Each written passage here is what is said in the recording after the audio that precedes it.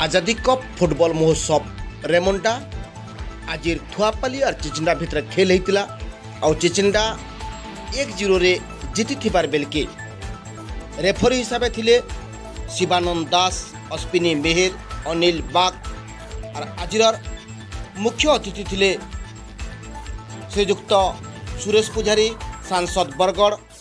सम्मानित अतिथि हिसाब से श्रीजुक्त अश्विनी कुमार षडंगी, कुश कुमार, विपिन भोसागर, जशवंत सेठी, अमित कुमार पंडा।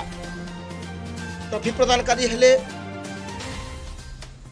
शिल्पी गारमेंट्स रेमुंडा प्रो सूर्यकुमार मेहर। श्रेष्ठ खेलाड़ी हेले विशाल चिचिंडा दल। धारा विवरणी दौले जे प्रत्येक दिन धारा विवरणी देकरी आपण मानको पूरा टिकनिकी खबर जनाऊन से होचन संजय कुमार नंद। और आसंता काली हीरापाली वर्सेस चांडोल प्रथम सेमी सोर करुन। आसंता काली हीरापाली वर्सेस चांडोल प्रथम सेमी।